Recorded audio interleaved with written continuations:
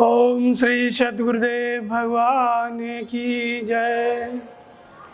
गुरुर् ब्रह्मा गुरुर्विष्णु गुरुर्देवो महेश्वर गुरुर् साक्षात् परम ब्रह्म तस्मै श्री गुरुवे नमः। ओम श्री सद्गुरुदेव भगवान की जय। मनुष्य के जीवन में गुरु का क्या महत्व है, गुरु की क्या महिमा है, गुरु को क्यों आवश्यक है। तो हमारे शास्त्रों में इतने बड़े बड़े विचार रखे गए हैं कि गुरु बिन भवने तरे न कोई और जो विरंच शंकर सम होई। अगर ब्रह्मा और शंकर की स्थिति भी पा गया और सद्गुरु से दूरी हो गई तो वो संसार सागर को पार नहीं कर सकता है। इसलिए बहुत बड़ा सद्गुरु का महत्व बताया। राम कृष्ण थे को बड़ा तिनहु तो गुरु कीन और तीन लोक के वेदनी गुरु आज्ञा आधीन। भगवान राम और कृष्ण हमारी संस्कृति के इस देश के प्रमुख हैं, अवतार हैं भगवान के। भगवान खुद ही हैं परम ब्रह्म, लेकिन यहाँ पे आए तो उन्होंने भी सद्गुरु बनाया। सद्गुरु का उनके जीवन में भी बहुत बड़ा महत्व है। भगवान राम का तो जन्म ही सद्गुरु की कृपा से हुआ। वशिष्ठ गुरु ने जब यज्ञ कराया तब भगवान का जन्म हुआ। तो ऐसे ही एक बार की बात है, इसी द्वारकापुरी में जहाँ से आप आए हैं, देवर्षि नारद आया जाया करें और भगवान के यहाँ आना जाना था। भगवान द्वारकाधीश भगवान कृष्ण, तो जब देवर्षि नारद मिल के चले जाएं तो भगवान कुछ पानी मंगाएं अंचरों से और उस जगह को धुलवा दिया करें। एक दो बार जब नारद जी आए गए तो उन्होंने मुड़ के देखा कि जिस जगह से वो आ रहे हैं उस जगह को भगवान कृष्ण धुलवा देते थे। तो एक बार पूछे कि भगवान बात क्या है, हम आते हैं बड़े प्रेम से, आप हमको अतिथि सत्कार करते हैं, सब कुछ करते हैं, लेकिन जब हम जाते हैं तो इस जगह को क्यों धुलवा देते हैं। तो भगवान ने कहा कि नारद, तुम्हारा कोई गुरु नहीं है, तुम अभी निगरे हो और इसलिए जगह अपवित्र हो जाती है तुम्हारे बैठने से। तब फिर नारद जी ने कहा कि भगवान आपसे बड़ा गुरु और कौन है, आप ही को मैं गुरु बनाता हूँ। बोले नहीं, मैं तुम्हारा गुरु नहीं बनूंगा। तो फिर आप आज्ञा दें, जिसकी आप आज्ञा देंगे उसको हम गुरु बनाएंगे। तब फिर नारद जी से भगवान कृष्ण ने कहा कि ऐसा है नारद जी, जाओ गंगा किनारे और सुबह ही सुबह जो व्यक्ति आपको मिले पहले उसी को आप गुरु बनाओ। नारद जी ने कहा ठीक है भगवान, आपकी आज्ञा का पालन करेंगे। अब देवर्षि नारद जी चल दिए सुबह ही सुबह 7 ही बजे गंगा की तरफ। अब उधर से जो है एक मछुआरा जाल डाले और कुछ मछली पकड़ ही लेते हैं, चला आ रहा था। तो नारद जी उसको देखे तो उनके मन में श्रद्धा हो गई कि सुबह ही सुबह चलो ये मछुआरा चला रहा है, चलो यही तो आएगा गंगा किनारे से, और कौन आएगा, मछली पकड़ के लाता होगा, गुरु महाराज बाद में आएंगे। और मछुआरे को देख करके नारद जी देखे और वो चला गया। फिर नारद जी दोपहर हुआ, शाम हुई, फिर कोई नहीं आया। फिर पहुँचे भगवान के पास। भगवान ने कहा नारद जी क्या बात है, आप बड़े उदास हैं। तो कहा कि आपने आज्ञा दी, मैं खड़ा रहा कि गुरु महाराज आएंगे तो मैं उनको बनाऊंगा गुरु और माला पहना दूंगा। माला लेके मैं सुबह से ही खड़ा था, लेकिन गुरु महाराज तो नहीं आए। तो भगवान ने कहा कि कोई नहीं आया। बोले हाँ आया भगवान, एक मछुआरा चला आ रहा था, जाल डाले, मछली पकड़े। तब बोले भगवान के नारद जी आप चूक गए, वही आपके गुरु महाराज थे। और आपको अगर गुरु बनाना है तो वही गुरु मिलेंगे, दूसरे नहीं। चाहे आप एक जन्म इंतज़ार करो और एक जन्म के बाद भी आप जब बनाओगे तो वही मछुआरा ही गुरु मिलेगा। तब नारद जी ने कहा ठीक है भगवान, जैसी आपकी आज्ञा। फिर दूसरे दिन नारद जी खड़े हुए गंगा किनारे, जब और फिर वही मछुआरा चला आ रहा था, मछली पकड़े, जाल डाले। अब फिर नारद जी इधर उधर नहीं किए, फिर सीधा साष्टांग दंडवत प्रणाम किए, उनके गले में माला पहनाए और गुरु महाराज करके प्रणाम किए। तो उन्होंने कहा कि भाई हम तो मछुआरे हैं।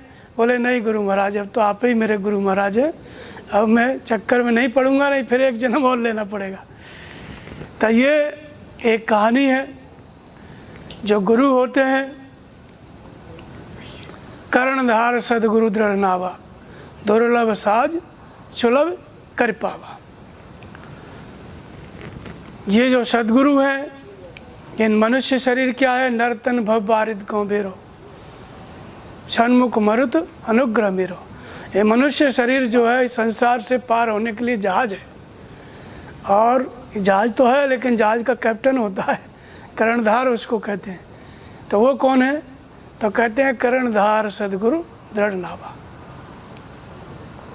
सदगुरु क्या है? वो कर्णधार है, वो पार लगाते हैं। अगर वो नहीं मिलेंगे तो ये मनुष्य शरीर किसी काम का नहीं है। सदगुरु मिल गए तो फिर वो बता देते हैं करना क्या है और छोड़ना क्या है। कर्तव्य ही केवट है, वे केवट के रूप में भी आते हैं और उनके पास जाल रहता है। कौन सा जाल रहता है? ब्रह्म विद्या रूपी जाल। और उसमें कौन फंसता है? मछलियाँ फंसती हैं जाल में। तो किसकी कौन सी मछली? तो हमारा मन ही मछली है। हमारे मन को, हमारा मन रुकता नहीं है, लेकिन उनके पास क्या रहता है? ब्रह्म विद्या रूपी जाल। ब्रह्म विद्या की जानकारी दे देते हैं, ब्रह्म विद्या बता देते हैं, तो हमारे मन को उस ब्रह्म विद्या जो गुरु महाराज ने बताई है उसके द्वारा हमारे मन को वो बस में करा देते हैं, मन को रोक देते हैं। ये क्षमता गुरु महाराज के पास होती है। इतनी बड़ी महिमा सदगुरु की होती है इस मनुष्य जीवन में। जब सदगुरु नहीं मिला तो कुछ भी नहीं है। लेकिन वो सदगुरु क्या हम बना लें? क्या सदगुरु बनाया जाता है? तो नहीं, ये भी बहुत बड़ी भ्रांति है। सदगुरु कभी बनाए नहीं जाते संसार में, सदगुरु मिलते हैं। कबीर कहता है कि मार्ग में सदगुरु मिला, दीपक दिए न हाथ, मैं भी भागा जायता लोक वेद के साथ। कबीर कहते हैं कि मैं भागता चला जा रहा था। लोक और वेद दो रीति हैं दुनिया में। एक लोक रीति है जिसका पालन आप लोग कर रहे हैं, पूर्वज करते चले आए हैं, वहाँ जाना है, वहाँ जाना है, तीर्थों में जाना है, ये एक लोक रीति है। और एक वेद रीति है। वेद रीति है मतलब वेद के मार्ग पर चलना। तो ये लोक रीति और वेद रीति में कबीर कहते हैं कि मैं भी भागता चला जा रहा था, लेकिन मार्ग में सदगुरु मिला। भागते भागते मार्ग में सदगुरु मिल गए। कौन मिल गए? रामानंद जी, स्वामी रामानंद जी कबीर को मिल गए। तो जब सदगुरु मिल जाते हैं तो क्या क्या होता है, क्या करते हैं वो?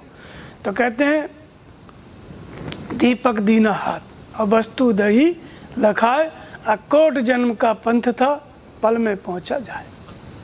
करोड़ों जन्म का ये मार्ग है, भटकाव, लेकिन सदगुरु मिल गए तो वो दीपक दे देते हैं। दीपक कौन सा दे देते हैं? दीपक में आप देखेंगे पहले अंधेरा रहता था तो दिए जलाए जाते थे, तो उजेरा हो जाता था, तो घर में कोई काम करना है तो सब करते थे। तो इसलिए दीपक का मतलब उजेला।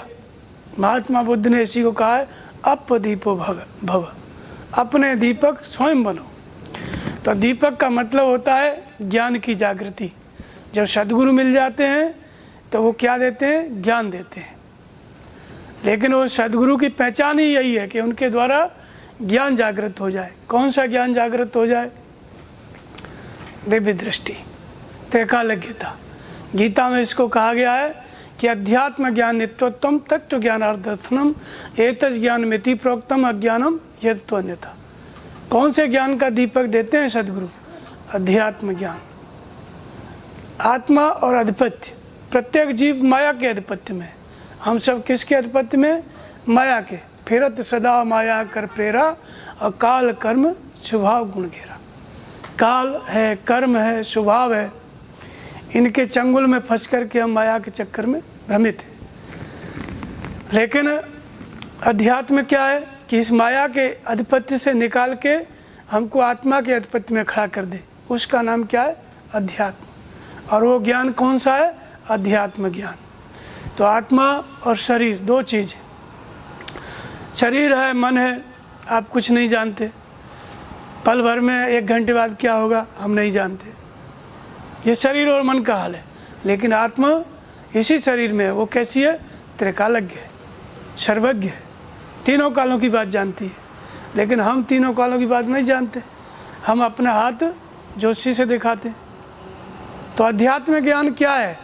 आत्मा का आधिपत्य, आत्मा के आधिपत्य में निरंतर चलना, आत्मा जागृत हो जाए, जिस ज्ञान के द्वारा आत्मा जागृत हो जाए और हमको मार्गदर्शन करने लगे, इसका नाम है अध्यात्म ज्ञान। और यही ज्ञान का दीपक कबीर को मिला, किससे?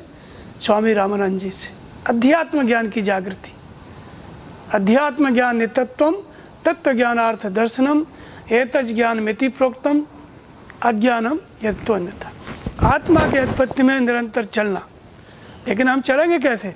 जब आत्मा मार्गदर्शन करे और हम आत्मा के मार्गदर्शन को समझें, भूत भविष्य और वर्तमान की बात बताए और हम उनकी बात को समझें, तो ये अध्यात्म ज्ञान हो गया, ये ज्ञान का दीपक हो गया जो सदगुरु के द्वारा।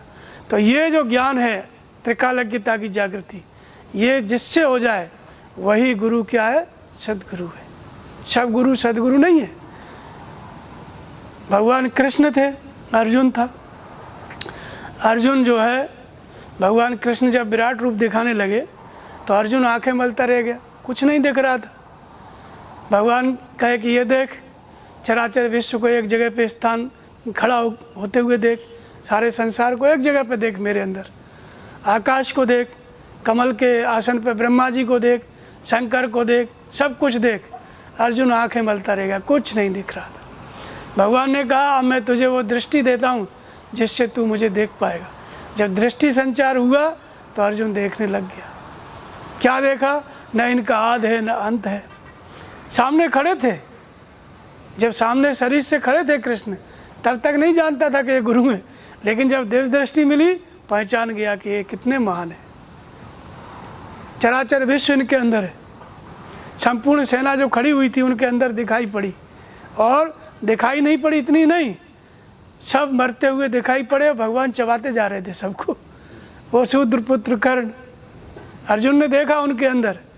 भीष्म, जितने योद्धा थे सब लड़ रहे हैं बड़े वेग से और सब समाप्त होते चले जा रहे हैं। अब भगवान उनको चबाते चले जा रहे हैं, सभी योद्धाओं को। तब पूछा अर्जुन ने, भगवान आप कौन है? कि संपूर्ण लोकों का बड़ा हुआ काल हूँ, तो युद्ध नहीं करेगा तब भी ये सब मारे जाएंगे। अब केला है आप ले लो, मत खाओ, 3 दिन में सड़ जाएगा कि नहीं? यही है मनुष्य का जीवन।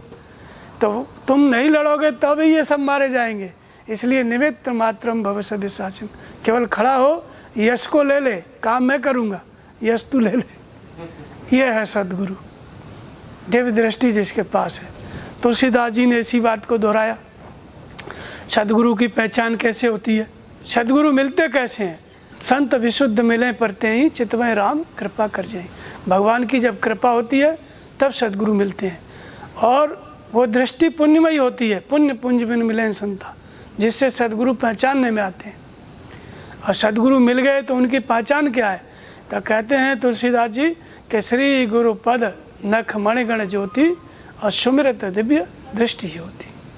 अगर गुरु महाराज मिल गए तो उनका स्मरण आप करोगे, श्री गुरु पद नख, नाखूनों को स्मरण करोगे, और जैसे ही स्मरण करोगे मन रुकेगा, सुमिरत दिव्य दृष्टि ही होती। जो दिव्य दृष्टि भगवान कृष्ण ने अर्जुन को दी थी, वो दिव्य दृष्टि जो सदगुरु मिल गए भगवान की प्रेरणा से, पहचान में आ गए, उनके चरणों का जब स्मरण करेंगे तो दिव्य दृष्टि का संचार हो जाएगा। दिव्य दृष्टि माने अलौकिक दृष्टि, त्रिकालज्ञता, जिसको अध्यात्म ज्ञान कहा, उस दृष्टि का संचार हो जाएगा। और फिर सू जाए रामचरित मणिमाणिक और गुप्त प्रकट जहाँ जो जे खान। फिर जो कुछ इस शास्त्र में लिखा है, मानस में चाहे गीता में, जैसे ही दिव्य दृष्टि आएगी, गुरु महाराज के चरण कमल हृदय में आ जाएंगे, आपको समझ में आ जाएगा। यह दिव्य दृष्टि जो जिससे प्रकट हो जाए, समझो वही गुरु सदगुरु है। और ये भगवान कृष्ण के, भगवान राम के जो गुरु थे, ये सब वशिष्ठ मुनि, संदीपनी, इन सब के पास दिव्य दृष्टि थी, और तभी तो भगवान के पास आ गई, दिव्य दृष्टि नहीं आएगी। तो ये सदगुरु की महिमा ये बताई गई। और सदगुरु मनुष्य जीवन में उसका ये महत्व है।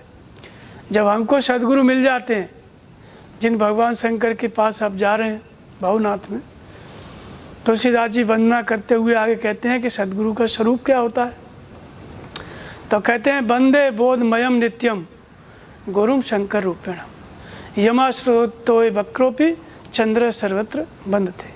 सदगुरु क्या है? तो कहते हैं सदगुरु, मैं उस सदगुरु की वंदना करता हूँ जो शंकर स्वरूप है। सदगुरु और शंकर अलग अलग नहीं है, एक ही बात है। तुलसीदास जी कहते हैं कि भक्ति तात अनुपम सुख मूला, और मिले जो संत हो अनुकूला। भक्ति अनुपम सुख की मूल है, लेकिन सीधा मैं भी नहीं दे सकता। कब मिलेगी? जब संत अनुकूल होंगे, सदगुरु अनुकूल होंगे। मिलना पर्याप्त नहीं है, अनुकूल होंगे तब भक्ति मिलेगी। फिर कहते हैं, वही तुलसीदास जी कहते हैं कि जे पर कृपा न करें पुरारी, और सो न पाव मुनि भक्ति हमारी। पहले जिस भक्ति को संत के अनुकूल होने से मिलना है, वही भक्ति शंकर जी के अनुकूल, वही भक्ति शंकर जी दे रहे हैं।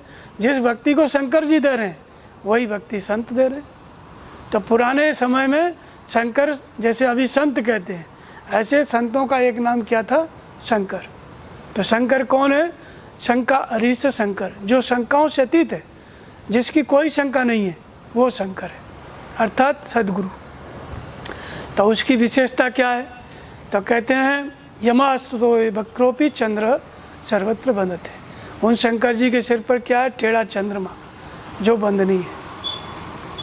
तो ऐसे सदगुरु हमको मिल गए जो शंकर स्वरूप हैं, तो हमारा सबका मन कैसा है? टेढ़ा है। और ऐसे सदगुरु जो शंकाओं से अतीत हैं, उनके प्रति हम समर्पित हो गए, तो हमारे टेढ़े मन को वो अपने सिर पे धारण कर लेते हैं, और बदले में हमारे अंदर जो है साधना की विधि जागृत कर देते हैं। साधना की विधि का मतलब है कि जो टेढ़ा मन है वो सीधा हो जाए, बंद नहीं हो जाए। वो साधना शंकर स्वरूप सदगुरु जागृत कर देते हैं, अर्थात हमारी आत्मा की जागृति कर देते हैं, त्रिकालज्ञता की जागृति कर देते हैं। तो फिर जो बंधनीय नहीं है, तत्वदर्शी सदगुरु शंकर स्वरूप है, वो तो बंद नहीं है। लेकिन जिसका मन टेढ़ा है, वो भी ध्यान करते करते उसका मन भी सीधा हो जाता है, वो भी संशयों से मुक्त हो जाता है, शंकाओं से अतीत हो जाता है। वो भी सदगुरु की, गुरु कभी शिष्य नहीं बनाता, सदा गुरु बनाता है, वो भी बंद नहीं हो जाता। अब रामानंद जी की कृपा से कबीर बंद नहीं हुए कि नहीं? नहीं हुए। वशिष्ठ गुरु की कृपा से भगवान राम पूजनीय हुए कि नहीं? हुए कि नहीं? तो ऐसे ही वो शंकर स्वरूप सदगुरु थे, ये समर्पित हुए, ये भी भगवान के स्वरूप हो गए। ये सदगुरु की महिमा।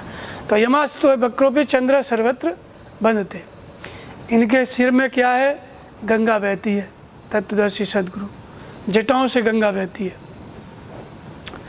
तो जटाएं क्या है? जटा का मतलब होता है, जैसे आप जटा देखते हो साधु महात्माओं को, तो शंकर जी को भी जटा है। तो ये जटा क्या है? जटा का मतलब होता है योग रूपी जटा, योग ही जटा है। तो धर्म ते विरत योग ते ज्ञान, अज्ञान मोक्ष प्रद वेद वखाना। धर्म का जब आप आचरण करेंगे, धर्म है क्या जिसका हम आचरण करेंगे? तो धर्म का मतलब होता है एक परमात्मा को धारण करना। धर्म न दूसरा सत्य समाना, आगम निगम पुराण बखाना। सत्य के समान कोई दूसरा धर्म नहीं है। तो ये सत्य क्या है? क्या हम सत्य बोले वो धर्म है? बोले नहीं।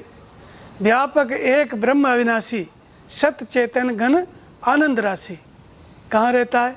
वह परमात्मा एक है, कण कण में व्याप्त है। ऐसा कोई स्थान नहीं है जहाँ पे भगवान नहीं है। भगवान शंकर से जब पूछा कि भगवान कहाँ है, वैकुंठ में है, क्षीर सागर में है, देवताओं ने, तो कहा नहीं, कहीं नहीं है। हर व्यापक सर्वत्र समाना, प्रेम ते प्रगट होय मैं जाना। सर्वत्र समान रूप से व्याप्त हैं। भगवान शिव कहते हैं प्रेम से प्रकट होता है, मैंने खुद प्रकट किया है और जाना है, तभी तुमको बता रहा हूँ। तो कहाँ रहता है वो परमात्मा? वो सत्य, वो धर्म। अस्प्रभ हृदय अक्षत अविकारी, सकल जीव जग दीन दुखारी। वो सबके हृदय में रहता है। वह परमात्मा जो सर्वज्ञ है, कण कण में व्याप्त है, सब कुछ जानता है, वो कहाँ रहता है? हमारे सबके हृदय में। लेकिन हम भटकते रहते हैं। कैसे प्रकट होगा? तो नाम निरूपण नाम जतन से अशो प्रकट जिम मोल रतन से। नाम का जप करेंगे तो वह परमात्मा प्रकट हो जाएगा। तो ये क्या है? धर्म का आचरण जो हृदय में, जो परमात्मा कण कण में व्याप्त है, वही परम धर्म है। लेकिन रहता क्या कहाँ पर है? वही परम सत्य है। अष्टभ हृदय क्षत्रकारी, सबके हृदय में रहता है। यही बात गीता कहती है, ईश्वर सर्वभूतानां हृदय देश अर्जुन तिष्ठति, सबके हृदय में रहता है। फिर लोग जाते क्यों नहीं, क्यों भटकते रहते हैं, ये देवता वो देवता? तो कहते हैं यंत्रारूढ़ माया, माया रूपी यंत्र में आरूढ़ होकर के लोग भटकते हैं, हृदय के ईश्वर को नहीं जानते। तो उसी को ईश्वर कहा, उसी को धर्म कहा। जब सदगुरु के प्रति हम समर्पित होते हैं तो ये धर्म की विधि बताते हैं, धर्म के आचरण की। कौन सी विधि? कि वह परमात्मा बाहर नहीं है, आपके हृदय में। तो हृदय का परमात्मा को हमें प्रकट कैसे करना है? तो नाम निरूपण नाम जतन से शो प्रकटत। नाम का जप करो तो प्रकट हो जाएगा। तो ये धर्म का आचरण हमको क्या कहाँ पे करना है? हृदय में श्रद्धा स्थिर करना है, नाम का जप करना है। 2 नाम का जप होगा। पूर्व काल में वैदिक ऋषियों ने ओम का जप किया और भक्तिकालीन महात्माओं ने राम राम जपा। दोनों का अर्थ एक ही है। ओम क्या है? ओमित्येकाक्षरम ब्रह्म व्याहरण मामनुस्मरण। ओम माने वह परमात्मा, अहम माने आप स्वयं। ओम माने वह परमात्मा, अहम माने आप स्वयं। चाहे आप स्त्री हैं चाहे पुरुष हैं, आप सबके अंदर रहने वाला परमात्मा, उसका नाम क्या है? ओम। राम कौन है? राम ब्रह्म व्यापक जग जाना, जो कण कण में व्याप्त तत्व है वो राम है। लेकिन रहता कहाँ है? रमनते योगनो यस्मिन स राम, जो सबके हृदय में रमण करता है, वही ब्रह्म क्या है? राम है। जिस ब्रह्म का संबोधन ओम है, उसी ब्रह्म का संबोधन क्या है? राम है। दोनों का मतलब एक ही है, दोनों अलग अलग सत्ता नहीं है, एक ही सत्ता है। और दोनों का निवास कहाँ है? हमारा हृदय देश। अब हमको धर्म का आचरण करना है तो क्या करना है? हृदय स्थित ईश्वर में श्रद्धा स्थिर करना है और फिर उनका नाम जपना है। उसी ईश्वर को क्या कहा गया? शिव कहा गया। प्रकृति की सीमाओं से अतीत है, असीम तत्व है, इसलिए उसी को शिव तत्व कहा गया। ज्योति स्वरूप है, इसलिए उसी को ज्योतिर्लिंग कहा गया। ज्योतिषामप तज्ज्योति तमस परमुच्यते ज्ञानम ज्ञेयम ज्ञानगम्यम हृदय सर्वस्विष्ट। वह ज्योति स्वरूप है, ज्योतिर्लिंग है। जिसमें स्त्रियों के चिन्ह पाए जाते हैं वो स्त्री है, पुरुष के चिन्ह पाए जाते हैं वो पुरुष है। और ज्योति किसकी ज्योति? क्या अग्नि की ज्योति, चंद्रमा की ज्योति या सूर्य की ज्योति? तो कहते हैं कि नहीं, न तद्भासते सूर्यो न शशांको न पावक यद गत्वा न निवर्तन्ते तद्धाम परमं मम। न वहाँ पे सूर्य प्रकाशित कर पाता है, न चंद्रमा न अग्नि, कोई नहीं। तो ज्योतिर्मय परमात्मा परम ज्ञान स्वरूप है। लेकिन रहता कहाँ है? हृदय सर्वस्व विष्णुतम, सबके हृदय में रहता है। वह ज्योतिर्मय परमात्मा सबके हृदय में रहता है, इसलिए उसका प्रतीक है ज्योतिर्लिंग, जिसको हम शिव तत्व कहते हैं। और जो उस ज्योतिर्मय परमात्मा को, उस परम तत्व को प्राप्त कर लेता है, वो क्या है? शिव तत्व स्थित महापुरुष है, वो शंकर है, वो सदगुरु है। क्या पूजनीयम? शिव तत्व निष्ठा। शंकराचार्य कहते हैं कौन है पूजनीय सृष्टि में? जो ज्योतिर्मय तत्व को, शिव तत्व को प्राप्त कर लिया, ऐसा सदगुरु, ऐसा महापुरुष, वो ही शंकर है, वो पूजनीय है इस सृष्टि पे, वही सदगुरु है। तो जब हम उनके प्रति समर्पित हो जाते हैं, वे कैसे मिलेंगे? तो जब हृदय स्थित ईश्वर के प्रति हम समर्पित हो जाएंगे तो हृदय का ईश्वर जब नाम जपने लगेंगे, हृदय का ईश्वर हमको प्रेरणा करके बाहर जो शिव तत्व में स्थित सदगुरु है उसकी पहचान कराते हैं। जब उनकी पहचान हो गई, भीतर से भगवान बता दिए, पहचान हो गई, तो वो सदगुरु हो गए, वही कृष्ण है, वही राम है, वही शिव है, सब कुछ वही है। फिर उनके प्रति समर्पित हो जाओ, तब होता है धर्म का आचरण। हृदय में श्रद्धा स्थिर करो, सदगुरु के प्रति हम समर्पित हो गए, फिर नाम जपना है। नाम का जप 4 प्रकार से, बैखरी मध्यमा पश्चिंती परा, 4 तरह से नाम जपा जाता है। बैखरी माने बोल करके, जैसे ओम ओम ओम, आप भी सुनो दूसरा भी सुने, इसको बैखरी कहते हैं। फिर मध्यमा, मध्यमा का मतलब धीरे धीरे, आप ही सुनो आप ही बोलो, दूसरा न सुने न कोई बोल, मतलब दूसरा न सुन पाए, तो वो होता है होठ का सहारा दे करके, जैसे कंठ का सहारा देके, जीभ का सहारा देके, इसको मध्यमा कहते हैं। जैसे आपने मोर को देखा होगा, मोर देखा है कभी? उसका गर्दन हमेशा कंठ हिलता रहता है, मुंह बंद रहता है, लेकिन कंठ हिलता रहता है। तो दूसरा नाम का जप क्या है? कंठ से। कंठ हिलता रहे, जीभ हिलती रहे, होठ भी हल्का हल्का पता चलता रहे, लेकिन आवाज़ बाहर ना निकले। ये दूसरा मध्यमा इसको कहते हैं। और तीसरा जो सबसे महत्वपूर्ण है, ये है पश्चंती, जिसको सभी महात्माओं ने किया, जिससे शिव तत्व की प्राप्ति होती है, भगवान की प्राप्ति होती है। इसको कहते हैं पश्चंती। और महर्षि पतंजलि इसको कहते हैं तस्मिन् सति श्वास प्रश्वास योर गति विच्छेद प्राणायाम। श्वास और प्रश्वास की गति का रुक जाना प्राणायाम है। गीता में भगवान कृष्ण इसी को कहते हैं अपाने जुहिति प्राणम प्राणे अपानम तथा परे प्राणापान गतिरुद्ध्वा प्राणायाम परायण। प्राण में अपान का हवन, अपान में प्राण का हवन। तुलसीदास जी इसी को कहते हैं जित पवन मन गो निरस करे मुनि ध्यान कबहुगा पावई। पवन को जीतना, श्वास को जीतना। इसी को महात्मा बुद्ध कहते हैं श्वसन क्रिया और पाना अपान, पानापान कहते हैं। तो जो श्वास अंदर जाती है उसको प्राण कहते हैं, जो श्वास बाहर निकल जाती है उसको अपान कहते हैं। जब कोई मर जाता है, श्वास निकल गई, कहते हैं ना प्राण निकल गया, तो वो अंदर था तभी तो बाहर निकला। तो अंदर आती है तो उसको प्राण, बाहर गई तो अपान, यानी पयान गया। तो ये जो श्वास है यही हमारे जीवनी शक्ति है।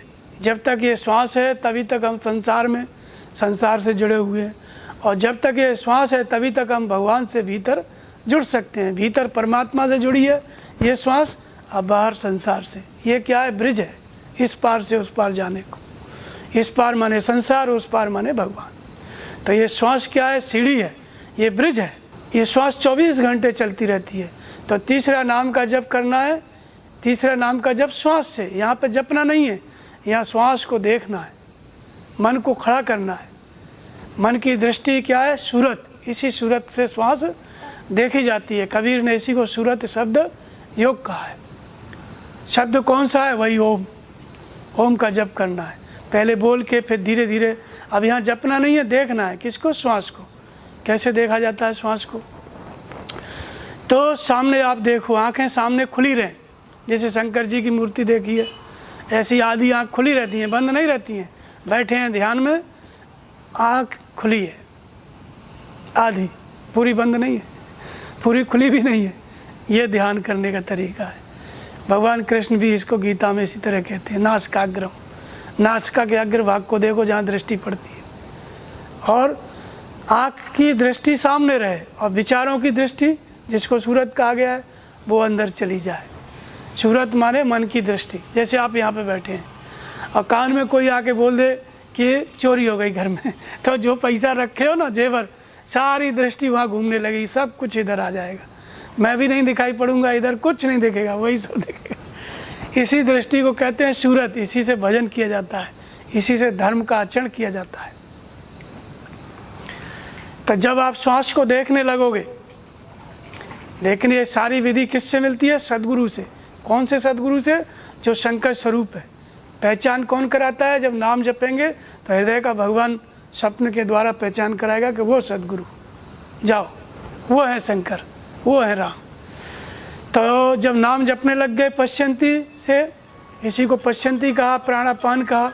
श्वास अंदर गई तो उसको देखो, अंदर कितनी रुकी। 2.5 सेकंड में अंदर से बाहर चली जाती है। श्वास अंदर गई तो उसको देखो, अंदर कितनी रुकी। अब बाहर आई तो उसको देखो, बाहर कितनी रुकी। आना और जाना जब समझ में आ जाए तो श्वास अंदर गई तो ओम। यहाँ बोलना नहीं है, केवल महसूस करना है। अंदर गई तो ओम मन से, क्योंकि मन से ही इसको जपना है, इसको जीव से नहीं जपना है, क्योंकि मन की दृष्टि सूरत से। अंदर गई तो ओम, बाहर आई तो ओम। तो श्वास अंदर गई तो ये प्राण में अपान का हवन है, और बाहर आई तो अपान में प्राण का हवन है। श्वास अंदर जाती है तो खाली श्वास नहीं जाती है, इसके साथ पूरा संसार अंदर चला जाता है। पूरी जितना काम आप करते हो ना, सब अंदर चला जाता है। और जब श्वास बाहर जाती है तो केवल श्वास नहीं जाती, जो भीतर भरा है वो बाहर निकलता रहता है। तो इसलिए श्वास अंदर जाती है, बाहर जाती है। सारी सृष्टि चक्र इसी में, ये कीली है श्वास। कबीर का लड़का कहता है कि कीली से जो चिपका रहे वो कबहू न पीसा जाए। तो चलती चक्की देख के भया कबीर उदास, और सब जगह जलता देख के भया कबीर उदास। चक्की है, माया है, ये ब्रह्म है। कबीर उदास हो गए, सब पिस रहे हैं इसी में। और चलती चक्की देख के हंसा कमाल ठिठाए, जो कीले से चिपका रहे वो कबहू न पीसा जाए। तो ये श्वास क्या है? कीली है पूरे ब्रह्मांड की। शरीर भी एक ब्रह्मांड है, इसी पे घूमता है ना। श्वास चल रही है तो शरीर घूम रहा है, श्वास बंद शरीर बंद, खत्म। तो ये कीली है पूरे ब्रह्मांड की, बाहर के ब्रह्मांड की भी और आपके शरीर रूपी ब्रह्मांड की भी, दोनों एक ही है, अलग अलग नहीं है। तो इस श्वास को देखना है। श्वास अंदर गई तो सारा संसार, संसार का मतलब है जो दिख रहा है संसार नहीं, ये तो हमने पैदा किया है, हमारे मन का प्रसारी संसार है। तुलसीदास के चिद विलास जग बूझत बूझत बूझे। तुलसीदास कहते हैं चित्त का पट प्रसारी संसार है, लेकिन ये बात समझ में कब आती है? धीरे धीरे, जब चित्त का निरोध हो जाता है तब पता चलता है कि ये चित्त ही संसार था, इसके पहले तो बाहर संसार है। तो ये जब श्वास का आप जप करोगे तो श्वास अंदर गई तो दूसरे विचारों को ना आने देना। ये प्राण का अपान में हवन है। हवन आपने देखा होगा, तिली और जो उसमें डालते हैं, स्वाहा बोलते हैं तो वो जलता है ना, तो और आग प्रज्वलित होती है। तो ऐसे ही ये क्या है? श्वास का संयम ही अग्नि है। इसमें जलता क्या है? भले बुरे विचार जो चल रहे हैं श्वास में वो सब जलते हैं। जब श्वास अंदर गई, आपने देखा ओम, दूसरे विचारों को नहीं आने दिया तो दूसरे विचार कहाँ गए? इसी में जल गए। और ऐसे ही श्वास बाहर आई और दूसरे विचारों को नहीं आने दिया तो ये अपान में प्राण का वन है, दूसरे विचार कहाँ गए? जल गए। और ये दूसरे विचार क्या है? यही हमको नींद नहीं आने देते हैं, यही सारे अनर्थ का कारण है जो इस श्वास में चलते रहते हैं। इन्हीं की वजह से हम भटक रहे हैं जन्म मृत्यु के चक्र में, फिर जन्मो फिर मरो, यही विचार, एक एक विचार एक एक शरीर है। तो सदगुरु की कृपा से यह विद्धि जागृत होती है। ये सदगुरु की महिमा, गुरु का यही महत्व है कि ये श्वास का भजन गुरु जागृत कर देते हैं, यही गुरु का। लेकिन कौन गुरु? सब गुरु नहीं, जो शंकर स्वरूप है, शिव तत्व स्थित है, जिन्होंने परमात्मा को जान लिया है और जिनकी पहचान आपको हृदय का ईश्वर स्वप्न के द्वारा कराए, वो सदगुरु। सब सदगुरु के अंदर ये विद्धि जागृत करने की क्षमता नहीं होती। तो फिर ये हो गया पश्चंती, और पश्चंती के बाद फिर आता है चौथा जप, परा। इसी को अनहद कहते हैं कबीर। जप मरे अजपा मरे, अनहद हु मर जाए, और सूरत समानी शब्द में ताए काल न खाए। ये सदगुरु की महिमा है। पहले जप बताया नाम का सदगुरु ने, हृदय से शब्द की जागृति हुई। एक तो नाम का जप शब्द है, और जिसका नाम आप जप रहे हैं वह परमात्मा जागृत होता है, जिसको कहा दिव्य दृष्टि। उसी को कबीर कहते हैं शब्द की जागृति। शब्द माने स माने वह परमात्मा, और जागृत किससे होता है? बद माने बोलना, स माने परमात्मा, बद माने बोलना, सबद परमात्मा का बोलना। परमात्मा बोलने लगे, हमारी आत्मा जागृत होकर के बोलने लगे और हम उनकी बात समझने लगे, इसका नाम है शब्द। ये शब्द की जागृति कौन करता है? सदगुरु। इसी को राम का जन्म कहा गया है। इसी शब्द की जागृति को क्या कहा गया है? भगवान राम का अवतार कहा गया है। कौन करता है? सदगुरु। इसलिए वशिष्ठ के द्वारा भगवान राम का जन्म हुआ। वशिष्ठ ऋषि यज्ञ कराए तब राम का जन्म हुआ, नहीं जन्म हुआ। तो ये जो शब्द की जागृति जिस सदगुरु से हो जाए वही सदगुरु वास्तव में सदगुरु है। शब्द माने भगवान की आवाज़, भगवान का बोलना। तो शब्द शब्द में भेद है, शब्द शब्द में भाव, और जो शब्द का महत्व बता दे समझो, उन्हीं को सदगुरु समझो।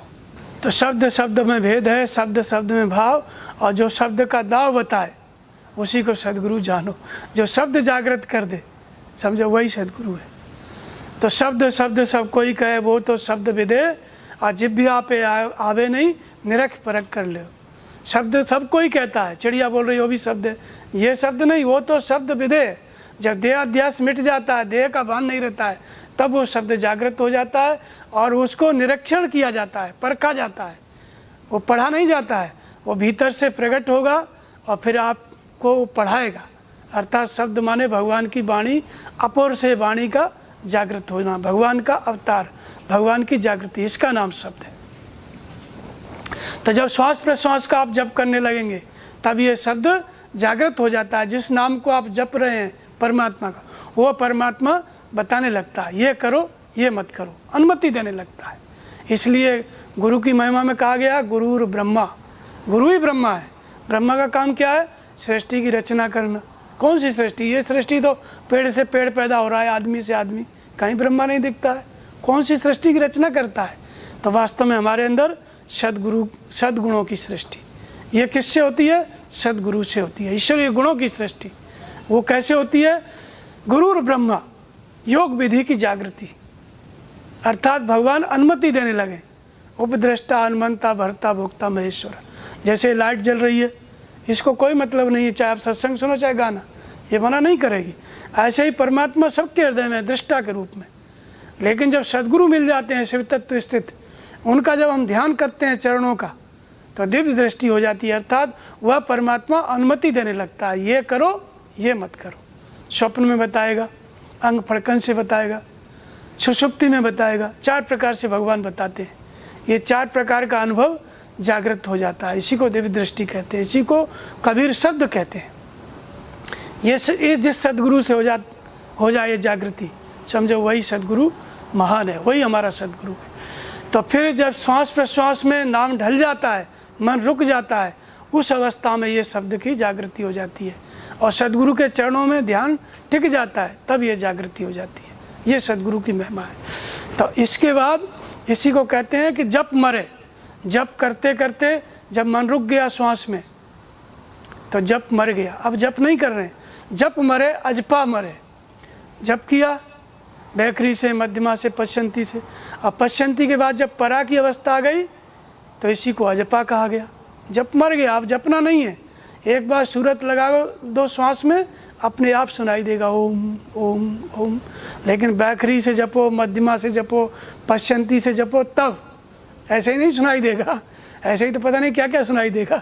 अभ्यास करते करते जब जित पवन, जब श्वास को जीत लिया, श्वास के अंदर चलने वाले विचार शांत हो गए, सिर्फ ओम ओम यही विचार रह गया, दूसरे सारे विचार शांत हो गए। तो फिर अब जप मर गया, परावाणी की स्थिति आ गई, अजपा की स्थिति आ गई। जप मरे, अजपा मरे। और अजपा के बाद फिर अनहद की स्थिति आती है। अनहद का मतलब होता है हद के बाहर, प्रकृति की सीमाओं से बाहर हो गया नाम जपते जपते। जप नहीं कर रहे हैं तो अजपा की स्थिति आ गई, अपने आप चलने लगा, परावाणी जिसको कहते हैं। और परावाणी के बाद कौन सी आती है? अनहद। अब किसी प्रकार का हद नहीं रह गया, सीमा नहीं रह गया, धारावाही चिंतन, उठते बैठते चलते फिरते ओम ओम। संत रैदास कहते हैं अब कैसे छूटे राम रट लागी। हमारी समस्या रहती है क्या कि नाम जपो और मन लगता ही नहीं है। और संत रैदास की समस्या क्या है? छूटता ही नहीं है, मन हटाओ फिर भी नाम को पकड़ लेता है। अब कैसे छूटे राम रट लागी, ये अनहद। लेकिन कबीर कहते हैं अनहद हु मर जाए। अनहद के आगे की जो स्थिति है, कौन सी? सूरत समानी शब्द में ताय काल ना खाए। ये सदगुरु की महिमा है। सूरत लगाते लगाते, नाम जपते जपते अनहद के भी आगे सूरत शब्द में समाहित हो गई, विलीन हो गई। अर्थात निरुद्ध चित्त भी विलीन हो गया। परमात्मा जो भक्त था, साधक था, भजन करने वाला, वो और भगवान एक हो गए। इसी को समाधि की स्थिति कहा गया। सूरत शब्द में समाहित हो गई। यहाँ तक सदगुरु आपको पहुँचाता है, सदगुरु यहाँ तक पहुँचाता है। ये सदगुरु की महिमा है। तो इसलिए गुरु ही ब्रह्मा है। इस विधि की जागृति किससे होती है? सदगुरु से। फिर ये विधि जागृत हो गई, थोड़ा संयम और उन्नत हुआ, साधक भजन करने लग गया, आगे मन रुकने लगा, तो गुरु और विष्णु, गुरु ही विष्णु है। विष्णु का काम क्या है? पालन करना। तो जो भजन हम कर रहे हैं, नाम जप रहे हैं, तो उसकी रक्षा कौन करेगा? रक्षा करने वाली शक्ति क्या है? विष्णु है। इसी को योगक्षेम कहते हैं। भगवान कृष्ण कहते हैं कि अनन्यास चिंतयन्तो माम ये जना पर्युपास्ते तेषाम नित्य अभियुक्ता नाम योगक्षेमम भाम्य। मैं योगक्षेम करता हूँ। योग माने मिलन और क्षेम माने जो जरूरत है। जब तक आप भगवान से मिल नहीं जाओगे, तब तक आपको जो आवश्यक है वो सब भगवान प्रदान करेंगे। तो जैसे देव ऋषि नारद, लेकिन आप जो चाहोगे वो नहीं, जो भगवान चाहेंगे वो होगा। विष्णु के स्तर में जो आप चाहेंगे वो नहीं होगा, जो भगवान चाहेंगे वो होगा।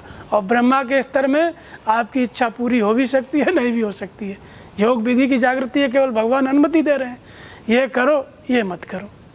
चाहो आप मानोगे तो ठीक, नहीं मानोगे तो ठीक। लेकिन ये विष्णु की स्थिति में क्या है? पालन करने लग गए। आपकी बागडोर भगवान अपने हाथ में ले लेते हैं। ये भी गुरु के द्वारा ये स्थिति मिलती है, इसलिए गुरु की स्थिति है। विष्णु क्या है? विश्व में अणु रूप में व्याप्त सत्ता, विष्णु विश्व अणु, अणु रूप में व्याप्त है। तो हमारा शरीर भी तो एक अणु है, ये भी अणुओं से बना है ना। इसमें इस शरीर से जब हम भजन करते करते मन स्थिर होने लगता है तो भगवान योगक्षेम करने लगते हैं। जिसमें साधक का हृदय, भक्त का हित है, वो करने लगते हैं। राम कीन चाहे सोई हुई, करे अन्यथा अस नहीं कोई। जो भगवान चाहेंगे वो होगा यहाँ पे। इसके पहले की स्थिति में भक्त चाहता है, भगवान चाहेंगे वो होगा। जैसे देवऋषि नारद थे, विवाह करना चाहते थे, भगवान ने नहीं करने दिया ना। ये है विष्णु का स्तर। तो गुरु और विष्णु, गुरु ब्रह्मा है, गुरु विष्णु भी है, लेकिन यहीं पर नहीं रुकता है। गुरुर देवो महेश्वरा, इसके आगे की स्थिति में भगवान कृष्ण कहते हैं गीता में कि उपद्रष्टा अनमंता भर्ता। ये जो विष्णु का स्तर है ये भर्ता का स्तर है। भरण पोषण करते हैं भगवान, जिसमें हित है वो करते हैं। इसके आगे का स्तर शंकर का स्तर है, भर्ता भोक्ता च महेश्वरा, महेश्वर की स्थिति है। ये भी गुरु का ही स्तर है। गुरु की प्रेरणा से ही यहाँ पे महेश्वर की स्थिति आई है। तो महेश्वर माने महान ईश्वर भाव में स्थित हो जाता है। अभी तक वो मन का दास था, लेकिन महेश्वर की स्थिति में मन का स्वामी हो गया, प्रकृति को जीत लिया तो महेश्वर हो गया, महान ईश्वर भाव में स्थित। लेकिन अब कहीं ना कहीं प्रकृति है तब उसका मालिक है, मन है तब उसका मालिक है। इससे भी आगे की स्थिति में ये महेश्वर की स्थिति कैसी है? शुभाशुभ जो संस्कार थे उनका संहार हो जाता है। इसलिए शंकर कहाँ रहते हैं? शमशान में। शमशान क्या है? जहाँ पे मुर्दे फूके जाते हैं। तो ये शरीर मुर्दा नहीं है, ये शरीर मरेगा फिर पैदा हो जाओगे आप कहीं ना कहीं। मुर्दा का मतलब है जो इस शरीर के जन्म का कारण है संस्कार।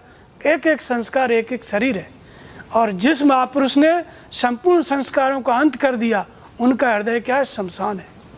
तो इसलिए शिव शमशान में रहते हैं। इसलिए महेश्वर महान ईश्वर की स्थिति, अर्थात जिसने शुभाशुभ संस्कारों का समन कर दिया, संहार कर दिया। अब बदले में वो किस स्थिति में स्थित हो गया?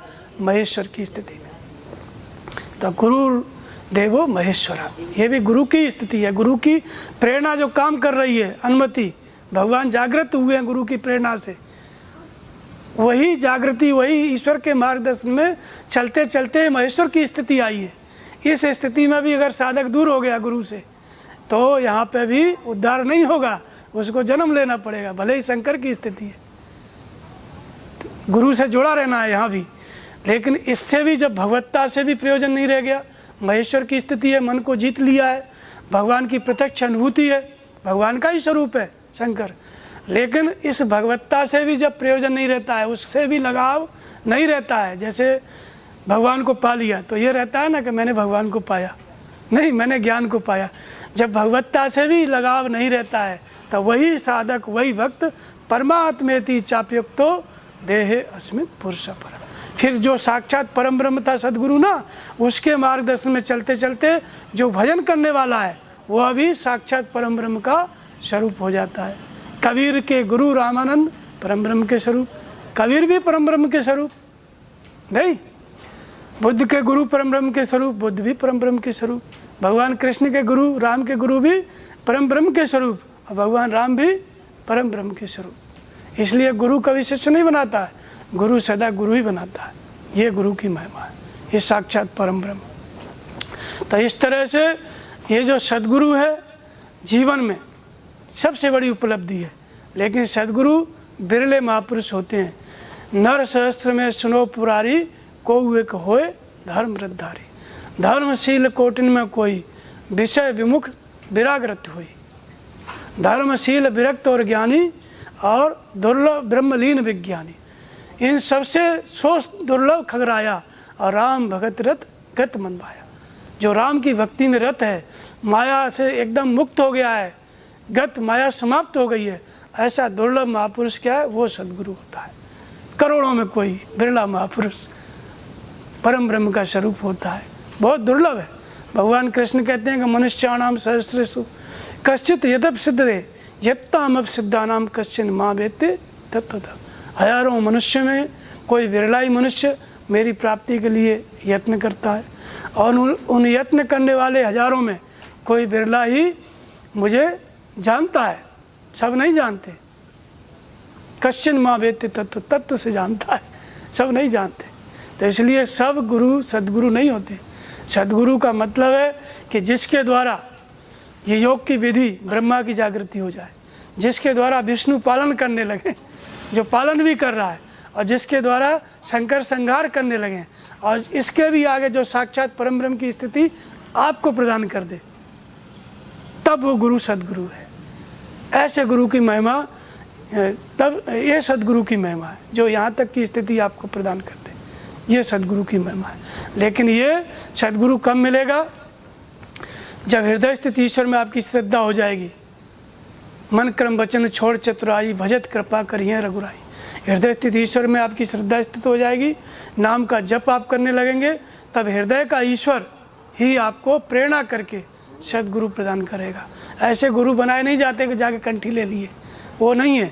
जब भगवान आपको कहें कि वो गुरु, तब गुरु, और तब उनका जब आप ध्यान करेंगे ऐसे गुरु का, तो सुमिरत दिव्य दृष्टि हो, तब दिव्य दृष्टि हो जाएगी। जो भगवान कृष्ण ने अर्जुन को दी थी वो दिव्य दृष्टि हो जाएगी, फिर सब कुछ जानने लगेंगे आप। तो इसलिए ये सद्गुरु की महिमा है। एक समय की बात है, एक महात्मा थे, जंगल में भटक गए, और इसके बाद एक बहेलिया भी था। उसका तो काम ही है शिकार करना, बहेलिया का। तो महाराज जी जंगल में भटक रहे तो पूछा महाराज जी ने कि भाई कहीं पानी वानी मिलेगा? तो बहेलिया को तो सब मालूम था, उसने कहा चलो महाराज जी। पानी की व्यवस्था किया, फिर आटा भी लेके आया, रोटी टिक्कर बना के खिलाया, और उसके बाद फिर हाथ पैर भी दबाया, गुरु महाराज थे तो। और उसके बाद बात आई गई चली गई। एक समय आया कि बहेलिया भी मर गया और गुरु महाराज का भी शरीर छूटा। तो जब गए ऊपर यमलोक में, बैकुंठ में, बहेलिया को यमदूतों ने पकड़ लिया कि वो तेरे भाग्य में कुछ नहीं है, सिर्फ 1 घंटे का तू बैकुंठ दर्शन कर सकता है, बस इतना पुण्य है। बाकी तूने पक्षियों को मारा है, पशुओं को मारा है, पाप ही पाप किया है, कुछ नहीं है। तुम बताओ, तुमको 1 घंटे का बैकुंठ पहले देखना है कि नरक पहले भोगना है? तो उसने कहा कि हमें 1 घंटे का बैकुंठ पहले देखना है, नरक तो भोगते ही रहेंगे। इसके बाद बोले ठीक है। अब यम के दूत ले गए नरक बैकुंठ दिखाने के लिए। और जैसे ही बैकुंठ में प्रवेश किया तो जो महाराज जी की सेवा किया वो महाराज जी भी वहाँ पे थे। तो बोले, वो महाराज जी बोले कि तू यहाँ कहाँ से आ गया? बोले यमदूत पकड़ के ले आए, हम मर के इधर आ गए। तो बोले ऐसा कर, तू मेरा पैर दबा, इधर आ गया तो सेवा कर। अब वो सेवा करने लग गया। अब जैसे 1 घंटा पूरा हुआ, यम के दूत खोदने लग गए, चलो नरक में। 1 घंटा पूरा हो गया। तो महाराज जी ने कहा कि क्या हुआ? बोले यमराज के दूत खोद रहे हैं कि चलो अब नरक में। तब फिर गुरु महाराज ने बोला कि भाई ऐसा है कि यहाँ तुम इसको किस लिए लाए? बोले 1 घंटा आपकी सेवा किया था वही नीचे, इसलिए यहाँ पे आया। तो बोले जब से ये तुम आए हो तब से ये मेरी सेवा कर रहा है 1 घंटे से, तो ये वाला 1 घंटा भी जोड़ो उसमें। और उसके बाद वो जो बहेलिया था ना, वो बैकुंठ में ही रह गया, वो नीचे आया ही नहीं। ये है सद्गुरु की महिमा। एक बार संग आप कर लिए विशुद्ध संत का, सद्गुरु का, थोड़ा भी पुण्य आप कर लिए तो वो आपको फिर बैकुंठ में ही ले जाएगा, नीचे नहीं आएगा। भगवान कृष्ण कहते हैं, पहले अर्जुन ने पूछा कि भगवान जो आपका भजन करता है गीता के अनुसार, वो छिन्न भिन्न बादल की तरह जैसे छोटी सी बदली आकाश में आई, न बरस ही पाई और देखते देखते विलीन हो गई, ऐसे नष्ट भ्रष्ट तो नहीं हो जाता? जो आपका भजन करता है, गीतोक्त साधना करता है, सद्गुरु मिल गए फिर साधना करता है, जिसके अंदर दिव्य दृष्टि जागृत है, ऐसा भक्त नष्ट भ्रष्ट तो नहीं हो जाता। उसको डर लग रहा था कि बाद में क्या होगा, अभी तो ये है मेरे सामने, बाद में मरा जिया पता नहीं फिर क्या हुआ। तब भगवान ने कहा कि अर्जुन पहले तो ये समझना आवश्यक है कि कल्याणकारी कर्म है क्या, और समझ करके गीतोक्त साधना समझ करके अगर 2 कदम भी चल दिए तो इसमें आरंभ का नाश नहीं है।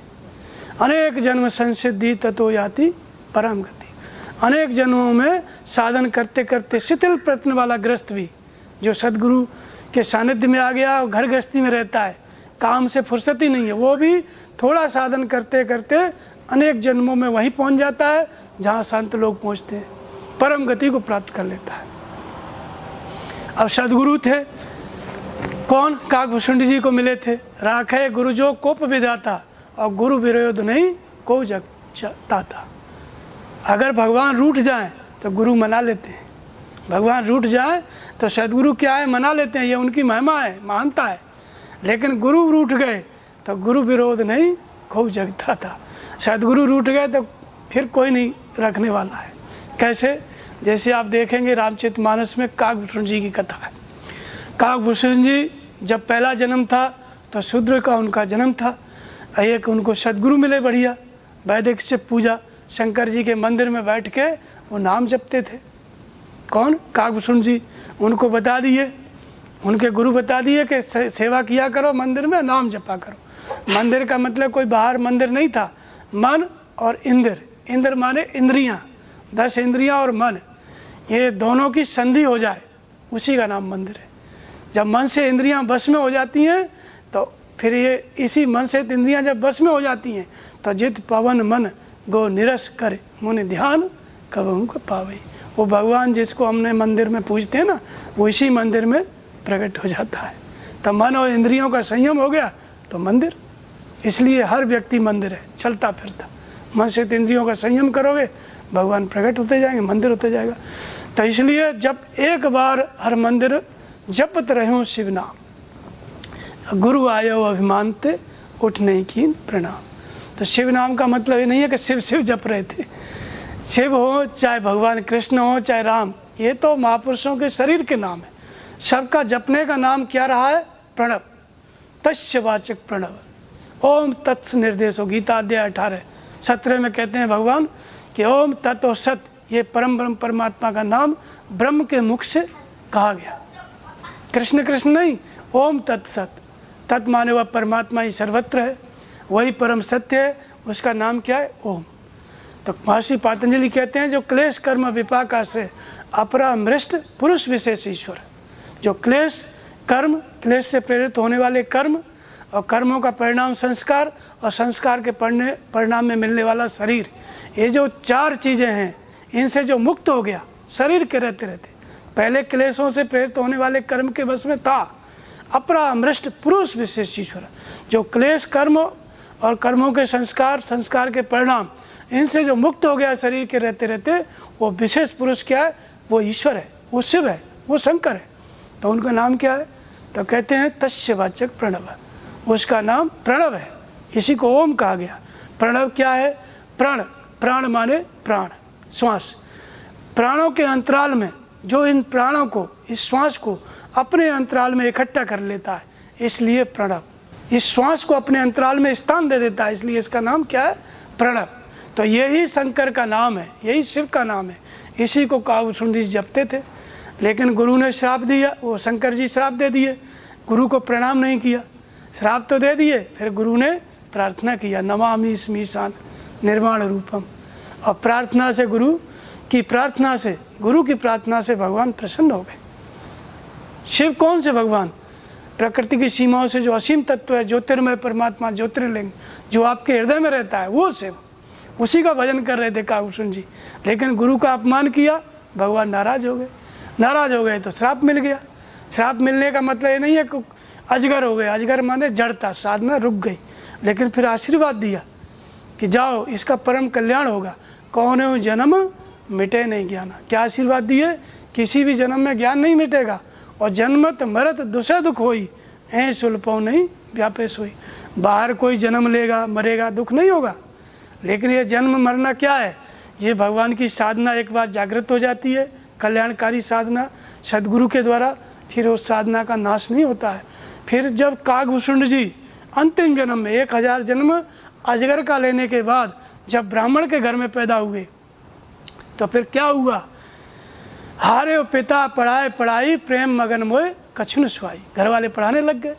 फिर काकभूषण जी कहते हैं कि मुझे कुछ अच्छा ही नहीं लगता था। क्यों? का खगेश अस कवन अभागी और खरी सेव सुर धेनु त्यागी। ऐसा कौन अभागा व्यक्ति होगा कि गाय कामधेनु बधी है दरवाजे पे और गधई का दूध लेने जाएगा। तो काकभूषण जी की दृष्टि में वो जो पढ़ाई थी ना बाहर की, वो गधई का दूध थी, इसलिए मैं नहीं पढ़ा।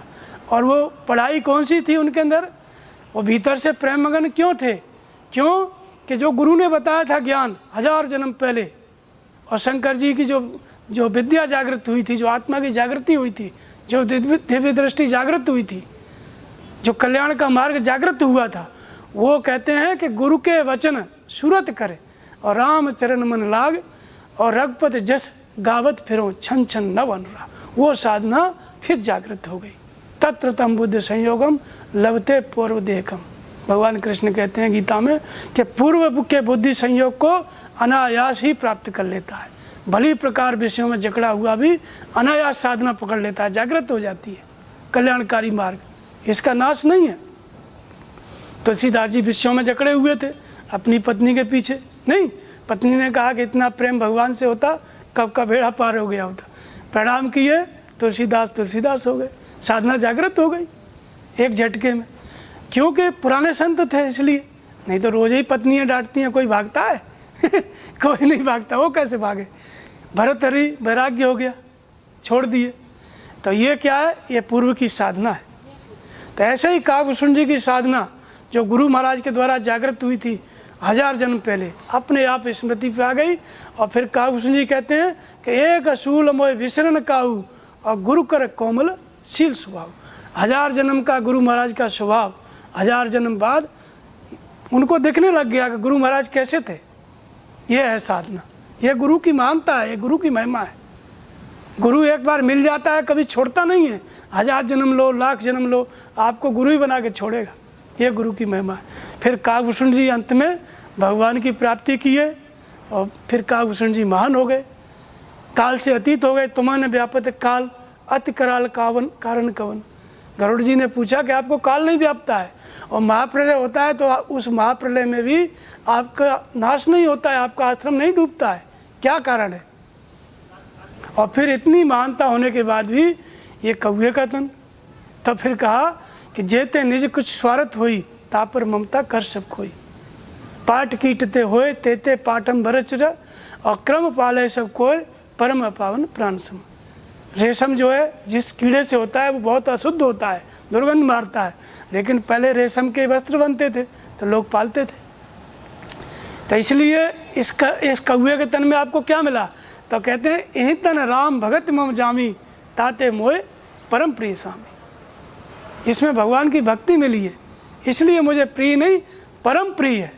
ये गुरु की महिमा है। गुरु की कृपा से 1000 जन्म पहले भक्ति जागृत हुई और अंत में काकभूषण जी को भक्ति मिल गई, भगवान मिल गए। और इसलिए काकभूषण जी कहते हैं गरुड़ जी भक्तिहीन विरंच किम होई सब जीवम सम प्रिय मम सोई। भक्ति से हीन ब्रह्मा क्यों नहीं है, वो उतना ही प्रिय है जितना कुत्ता बिल्ली, भगवान कहते हैं। और भक्तिवंत अति नीचो प्राणी, भक्ति से युक्त अत्यंत नीच प्राणी क्यों न हो, मोए प्राण सम असमम भावे, वो मुझे प्राणों के समान प्रिय है। तो भक्ति क्या है, विभक्त माने अलग, हम अलग हैं। किससे अलग हैं, भगवान से। बाहर तो हम जुड़े ही हैं, कोई शंकर जी को मानता है, कोई हनुमान जी को मानता है, इस हिसाब से तो सब भक्त हैं। ये भक्ति नहीं है। हृदय के ईश्वर से हम जुड़ जाएं, और वो कौन जोड़ेगा, वो सदगुरु जो हृदय के ईश्वर को पा लिया है, जो शिव तत्व में स्थित है, वो महापुरुष मिल जाए तब आपको हृदय के ईश्वर से जोड़ देगा। जैसे काकभूषण जी को जोड़ दिए उनके गुरु, उन्होंने हृदय में स्थिति पा ली, वो भक्ति उनको मिली। तो इसलिए पुरुष नपुंसक नारीवा जीव चराचर कोय असर भाव भज कपट तज मोह परम प्रिय, वो मुझे परम प्रिय है। चाहे आप स्त्री हैं चाहे आप पुरुष हैं, हृदय स्थित ईश्वर में श्रद्धा स्थिर हो गई, नाम जपने लग गए, भक्ति आरंभ हो गई आपकी। सदगुरु मिल गए, उनसे आत्मा जागृत हो गई, साधना जागृत हो गई, भगवान का जन्म हो गया, शब्द की जागृति हो गई। कबीर कहते हैं ये जागृति हो गई, त्रिकालज्ञता जागृत हो गई, तो समझो आपके अंदर भक्ति जागृत हो गई। हृदय का ईश्वर आपको बताने लगे ये करो ये मत करो। जिन सदगुरु की कृपा से वही आपके गुरु हैं, और हृदय की ईश्वर के प्रेरणा से ही आप गुरु को पहचानोगे, नहीं तो कभी पहचान में नहीं आएंगे। तब समझो वो भक्ति एक बार जागृत हो गई तो अनेक जन्मों में आप वहीं पहुंच जाओगे जहां गुरु पहुंचा है। महात्मा बुद्ध को 100 जन्म लेने पड़े। कितने? 100 जन्म। 100 जन्म के बाद भगवान बुद्ध कहते हैं कि मैंने उसी अविनाशी तत्व को पाया जो मुझसे पूर्व के ऋषियों ने पाया, वही अविनाशी तत्व जो काकभूषण जी को मिला। भगवान महावीर को कितने जन्म लेने पड़े? 24 जन्म से साधना के मार्ग में थे, साधना जागृत थी। 24वें जन्म में तीर्थंकर हुए। जो खुद पवित्र हो और दूसरे को भी पवित्र करने की क्षमता आ जाए, उसका नाम तीर्थंकर है। वही सदगुरु। बुद्ध माने जिसको अपने स्वरूप का बोध हो गया, ज्ञान हो गया, इसलिए बुद्ध। तो इस तरह से सद्गुरुओं की ये महिमा है कि संसार में सद्गुरु नहीं है तो कुछ नहीं है। संसार की पहचान है किसी भी देश की, जैसे अब 350 करोड़ ईसाई हैं, पहचान क्या है? ईसा नहीं है कि नहीं?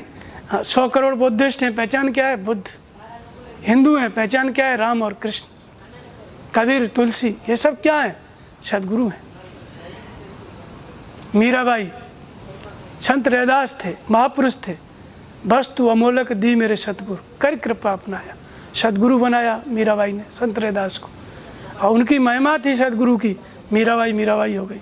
जहर पिया लेकिन मरी नहीं, ये गुरु की महिमा थी, गुरु का प्रताप था।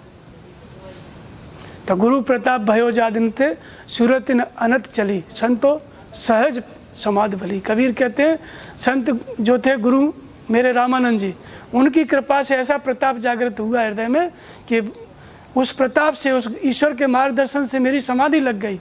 और फिर कैसी समाधि लगी कि जागत सोवत कभू न बिसरे, ऐसी ताली लगी। खुली आंखें तो भी ध्यान, बंद आंखें तो भी, जागते हुए सोते हुए सदा भगवान याद। संत रामानंद जी जो उनके गुरु थे, उनकी कृपा से, उनके प्रताप से समाधि लगी। गुरु प्रताप भयो जादिन से सूरत स्थिर हो गई, सूरत इन अनत चली। ये सदगुरु की महिमा है। तो इसलिए सदगुरु की अनंत महिमा है। एक थे पंडित जी, पैसे की कोई कमी नहीं थी, धन की कोई कमी नहीं थी, लेकिन उनको कोई बाल बच्चे नहीं थे।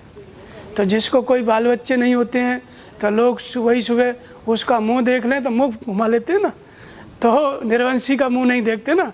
तो ऐसे ही पंडित जी के पास कोई कमी नहीं थी, लेकिन लोग उनसे चिढ़ते थे कि निर्वंशी हैं। अब एक बार पंडित जी नहाने के लिए जा रहे गंगा जी में, और उधर से क्या एक भंगिन अपना सुअर चरा रही थी। उसके बाद जब पंडित को देखा तो अपना मुंह फेर ली, बोले कहाँ से सुबह सुबह निर्वंशी आ गए। अब पंडित जी को बड़ी गिलानी हुई कि हमारा अगर इसको नहीं मनाते हैं तो चारों तरफ बताएगी, दुष्प्रचार करेगी, पंडित निर्वंशी हैं, और खराब बात का प्रचार बड़ी जल्दी होता है। तो भंगिन को और उसके आदमी को, पति को पंडित जी बुलाए अपने घर। पंडित जी ने कहा कि भाई देखो, आज हमारे घर तुम्हारा निमंत्रण है, जो कुछ तुम्हें प्रेम से खाना है वो बताओ, हम बनाएंगे। तो पंडित जी और पंडितान बड़े प्रेम से भोजन बनाए, दोनों को बड़े प्रेम से खिलाए। इसके बाद खिलाने के बाद पंडित जी ने पूछा उससे, भंगी से, कि भाई और कुछ कमी हो तो बताओ। तो भंगी बोला कि पंडित जी सब कुछ सही है, लेकिन शराब मिल जाती तो और अच्छा होता। भंगी तो भंगी अब शराब मिल जाती। अब पंडित ने कहा कि भाई देखो, हम ब्राह्मण हैं, हम शराब नहीं पीते, लेकिन तुम चूंकि हमारे भक्त हो इसलिए लो पैसा पी लो। अब वैसे तो देसी पीता था, अब फ्री का पैसा पाया और उसके बाद अंग्रेजी पी गया। अब चढ़ी शराब, अब शराब चढ़ी तो भंगिन को कूटने लगा, मारने लगा। अब उसके बाद गांव के लोग इकट्ठे हो गए, और जब गांव के लोग इकट्ठे हो गए तो जब छुड़ाए से न छुड़ाए तो भंगी को भी कूटने लगे। तब भंगिन बोली कि देखो उसको मत मारो, उसका दोष नहीं है, आज सुबह सुबह वो निर्वंशी का मुंह देख रहे ना, उसका दोष है। अब पंडित जी बेचारे इतनी सेवा की है, लेकिन फिर भी निर्वंशी, पंडित जी को बहुत गिलानी हुई।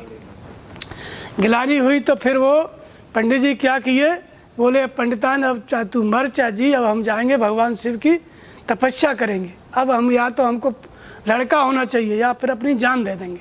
पंडित जी चले गए अपना गंगा किनारे, बैठ गए शंकर जी की तपस्या में, ध्यान में। अब भगवान शंकर बड़ी जल्दी प्रसन्न हो जाते हैं। प्रसन्न हुए, बोले क्या चाहिए पंडित? बोले महाराज हमको लड़का दो, या तो हम मर जाएंगे, नहीं हमको लड़का दो। बोले पंडित जी आपको 7 जन्म तक कोई लड़का आपकी किस्मत में नहीं लिखा है, लेकिन है, मैं अपनी तरफ से दे रहा हूँ। 2 लड़के हैं, एक 7 साल तक जिएगा और एक 7 दिन तक जिएगा, कौन सा चाहिए? तो पंडित जी बोले कि जो 7 साल तक जिएगा तो कुछ दिन तक तो हम उसको देखेंगे, और 7 दिन वाले को कोई जान पाएगा, कोई नहीं जान पाएगा। तो पंडित जी ने कहा कि भगवान जो 7 साल तक जिएगा वो वाला लड़का हमको दे दो। एक मस्तु शंकर जी अपना लड़का दे के चले गए। अब फिर सारी जो भी आसपास के लोग थे सब जान गए कि भाई पंडित जी को लड़का हो गया, और सब खूब प्रोग्राम किए, पंडित जी सबको खिलाए पिलाए। अब पंडित जी सोचने लगे कि 7 साल में ये मर जाएगा, तो इसके लिए पंडित जी क्या है, 1 साल जब रह गया उसका जीवन, 1 साल बाकी रह गया, और कम। तब पंडित जी उनको अपने लड़के को लेकर के चल दिए। कुंभ लगा हुआ था जैसे हरिद्वार का, प्रयागराज का। चले गए कुंभ में और अपना पंडित जी खड़े हो गए, एक जगह बैठा दिए। बोले बेटा जितने महात्मा मिले सबका प्रणाम करो। और बेचारा वो लड़का सुबह से ही अपना प्रणाम करने लगा, सुबह से शाम तक प्रणाम करे।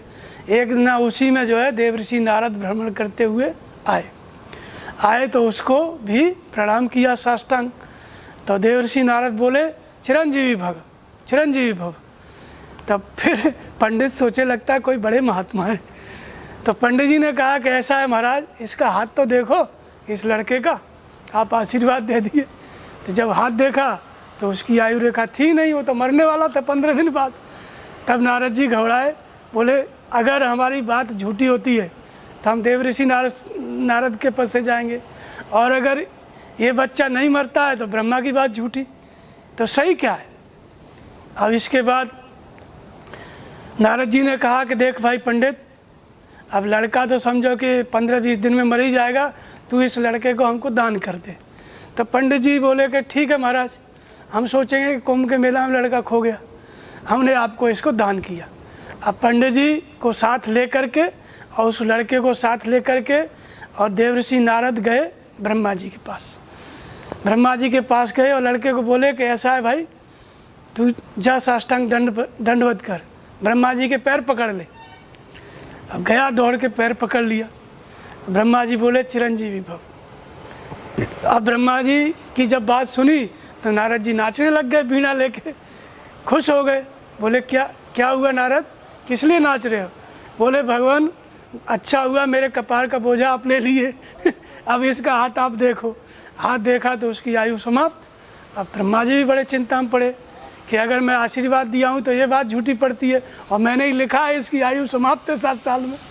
अब इसके बाद ब्रह्मा जी और नारद जी लेकर गए विष्णु भगवान के पास। वैसे ही विष्णु भगवान भी आशीर्वाद दिए, फिर बताए कि इसके हाथ में तो आयु रेखा है ही नहीं, अब क्या करें। तब सब लोग मिल के गए शंकर जी के पास, जिन्होंने इस लड़के को दिया है उन्हीं से जाके पूछे। शंकर जी के पास गए तो शंकर जी से बताया कि ये बताओ पहले वाली बात सही है कि अब वाली बात सही है। आपने 7 साल का बना के भेजा, ये तो मर जाएगा 7-8 दिन में, और हम सभी इसको आशीर्वाद दे चुके हैं चिरंजीवी भव, चिरंजीवी भव। क्या है। तो बोले आप लोग चिंता मत करो, मैं देखता हूँ। अब शंकर जी ने कहा कि देखो भाई, जब 4 युग बीत जाते हैं, सत्ययुग, त्रेता, द्वापर, कलयुग, एक चौकड़ी होता है। जब 4 युग बीत जाते हैं तो ये जो 4 युग 1000 बार बीतते हैं, 1000 बार, तब जो है ब्रह्मा का एक दिन होता है। और फिर 1000 बार ये 4 युग बीतते हैं ना, तब फिर ब्रह्मा की एक रात्रि होती है। और इसलिए हमने इसको ये साधारण देसी दिनों में नहीं, ब्रह्मा के 7 दिनों का बना के भेजा है तब तो नारद जी बोले कि ये तो बहुत बड़ा प्रलय देखेगा, ये कभी मरने वाला नहीं है, अजर अमर हो गया। और पंडित जी ने कहा कि नारद जी बोले ले पंडित अपना लड़का, ये अब कभी नहीं मरेगा, बहुत बड़ा प्रलय देखेगा। तो ये तो एक कहानी है। कहानी का मतलब है कहानियों के अंदर सत्य होता है। पुराण एक कहानी होती है पुराण में ना, ऐसे भी ये भी एक कहानी है। तो वास्तव में हम सब निर्वंशी हैं। जासो लगन राम सोनाई, सोनर खर कुकर सुकर सम वृथा जियत जगमाई। जिसको भगवान से प्रेम नहीं हुआ, लगन नहीं लगी, वो सारा जो लोग हैं सभी लोग कुत्ते बिल्ली की तरह व्यर्थ ही जी के इस संसार से चले जाते हैं। तो ये लगन लगती कैसे है। लगन ही क्या है, लड़का है। ये जो लगन है भगवान के प्रति, इष्ट के प्रति, वही लड़का है। लेकिन किस भगवान के प्रति। किसी की लगन द्वारकापुरी में लगी है, किसी केदारनाथ में लगी है, वहाँ नहीं, हृदय स्थित ईश्वर में। जो अनिष्टों से बचाए वो है इष्ट। अनिष्ट को कौन बचा सकता है। जब हृदय का ईश्वर जागृत हो जाए, पल पल पे मार्गदर्शन करे, तभी आप अनिष्ट से बच सकते हो। बाहर का ईश्वर नहीं बचा सकता है। तो हृदय स्थित ईश्वर के प्रति लगन जागृत हो जाती है तो यही लड़का है। तो जब लगन जागृत हो जाती है तो कौन मिलते हैं फिर, किसके द्वारा होती है। लेकिन वंदे बोधमयम नित्यम गुरुम शंकर रूपिणम। सदगुरु ही शंकर के स्वरूप में, वो शंकर जी की तपस्या की है पंडित जी, तब जागृत हुई ना। तो सदगुरु ही शंकर के स्वरूप में, सदगुरु मिल जाते हैं जब उनका हम ध्यान करने लगते हैं, नाम जपने लगते हैं, उनके स्वरूप का स्मरण करने लगते हैं, तो सुमिरत दिव्य दृष्टि होती, हृदय से आत्मा जागृत हो जाती है, भगवान जागृत हो जाते हैं, लगन जागृत हो जाती है। तो लड़का हो गया। और इसके बाद जब लगन जागृत हो जाती है तो आगे गए प्रयागराज में। प्रयागराज क्या है? मुद मंगल गए मय संत समाजू और जो जग जंगम तीर्थ राजू, राम भक्त जहाँ सुर से द्वारा। प्रेम ही प्रयागराज है। जब भजन करने लगता है, नाम का जप करने लगता है, तो प्रेम हो जाता है। क्यों? प्रेम ते प्रकट हो में जाना। भगवान कब प्रकट होता है? प्रेम से। तो प्रेम हो गया। जब प्रेम के साथ भजन होने लगता है तो ये श्वास प्रश्वास की जो पकड़ है यही नारद है। नाभि कमल की ध्वनि, ध्वनि का मतलब श्वास अंदर गई तो ओम, बाहर आई तो ओम। जब ये श्वास में नाम की ध्वनि पकड़ में आ गई तो ये ध्वनि क्या है? ये नारद है। इसलिए नारद सबके गुरु। त्रेता में, द्वापर में, कलयुग में नारद किधर है? यही श्वास के अंतराल में जो शब्द है, ये शब्द की ध्वनि पकड़ में आ गई और भगवान बताने लगे, भगवान की बात हमको समझ में आने लगी। ये जो स्थिति है ये नारद है। ये स्थिति आ गई। जब ये स्थिति आ गई तो इसके बाद फिर योग की विधि ब्रह्मा है, वो भी जागृत हो जाती है। विष्णु पालन करने वाली शक्ति भी जागृत हो जाती है और श्रृंगार करने वाली शक्ति भी जागृत होकर श्रृंगार हो जाता है। वो भी अजर अमर हो जाता है, साक्षात परम ब्रह्म का स्वरूप हो जाता है। ये है सदगुरु की महिमा। शंकर स्वरूप सदगुरु। शंकर जी ने लड़का दिया ना, तो शंकर जी ने लड़का देने का मतलब सदगुरु आपके हृदय में छिपी हुई जो लगन है परमात्मा को पाने की, उसको जागृत कर देते हैं, भगवान की जागृति कर देते हैं, दिव्य दृष्टि की जागृति कर देते हैं। और एक बार भगवान जागृत हो गए तो जब तक आप मुक्त नहीं हो जाओगे, चाहे आपको अनंत जन्म लेने पड़े, अंत में वो गुरु जागृत हो गया तो आपको मुक्त करके गुरु बना के ही छोड़ेगा। तो करिया काटे जियोगे भाई और गुरु काटे मर जाई। गुरु काट लेगा तो आप नहीं जियोगे। तो जीने का मतलब ये शरीर से जीना नहीं है, जन्म और मृत्यु के कारण ही समाप्त हो जाते हैं जब गुरु काट लेते हैं। अपने पूज्य महाराज जी गए परमहंस महाराज जी की शरण में, तो इसके बाद क्या हुआ कि 2-3 महीने तक कुछ नहीं हुआ और 3 महीने के बाद सब अंग फड़कने लगे 2-2 इंची पे और स्वप्न में दृश्य भी आने लगे। तो महाराज जी को लगा, अपने गुरु महाराज से बोले कि लगता है कोई बीमारी हो गई। तो बताए, गुरु महाराज ने पूछा क्या हुआ? बोले पूरे शरीर में अंग फड़क रहे हैं, स्वप्न भी आ रहे हैं, भगवान कुछ बता रहे हैं। तब परमहंस महाराज जी ने बोला कि बस बेटा, राम रावण युद्ध जागृत हो गया, साधना जागृत हो गई, भजन जागृत हो गया, गुरु जागृत हो गया भीतर से, गुरु ने काट लिया। अब ये जब तक रावण मर नहीं जाएगा, राम का राज्याभिषेक नहीं हो जाएगा, तब तक कहीं विराम नहीं है। अर्थात ये जागृति हो गई सदगुरु से, परमहंस स्वरूप सदगुरु से, तब इसकी कहीं विराम नहीं है। जब तक आपको भगवान नहीं मिल जाएंगे तब तक ये साधना जागृति रहती है। हर जन्म में जागृत, हर जन्म में सदगुरु मिलेंगे, हर जन्म में जागृत होती चली जाएगी। ये गुरु की महिमा है। तो इस तरह से गुरु ही बना के छोड़ता है। काकभूषण जी के गुरु ने काकभूषण जी को क्या बनाया? गुरु बना के छोड़ा। शिष्य नहीं बनाया, गुरु ही बना के छोड़ा। तो ये गुरु की महिमा है कि गुरु एक बार जागृत हो गया तो कभी प्रक्षुब्ध नहीं होता है। हर जन्म में शरीर दूसरा मिलेगा, लेकिन सदगुरु की विद्या जिसके पास होगी वो गुरु मिलेगा। लक्ष्य कोश सदगुरु बचे और दीजे सूरत पठाए और शब्द तुरग पे बैठ के क्षण में आवे जाए। लाख कोश सदगुरु है आपका, आप यहाँ हो, लेकिन आपकी सूरत लगी हुई है नाम जप में, तो वो गुरु शब्द के माध्यम से, कौन से शब्द के माध्यम से आता जाता है? भीतर से भगवान मार्गदर्शन कर रहे हैं, प्रत्येक श्वास श्वास पे क्षण क्षण में बता रहे हैं, ये करो ये मत करो। वो सदगुरु आता और जाता रहता है, हृदय में बताता रहता है। तो शब्द तुरग पर बैठ के क्षण में आवे जाए, ये सदगुरु की महिमा है। जहाँ दृष्टि लगाएंगे सूरत स्थिर होगी, मन लगेगा श्वास में, वहीं सदगुरु बताने लगेगा। सूरत में बैठ करके मन से जागृत होकर बताने लगेगा। ये सदगुरु की महिमा है।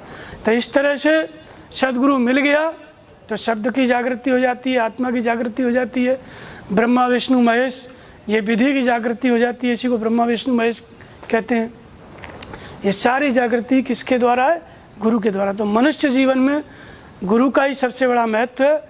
गुरु के अलावा और किसी चीज़ का कोई महत्व नहीं है। गुरु मिल गया तो आपको सब कुछ मिल गया।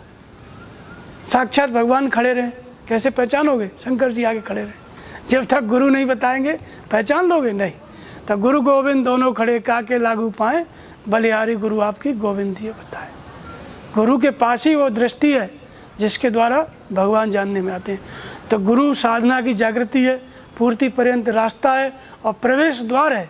भगवान का दर्शन भी गुरु के द्वारा ही होता है। दर्शन होते ही जानते ही वो खुद भी शिष्य भी गुरु का स्वरूप हो जाता है। जानत तुम्हें तुम्हें हो जाए, सोई जाने जे देव जनाए। बोलिए श्री सद्गुरुदेव भगवान की जय।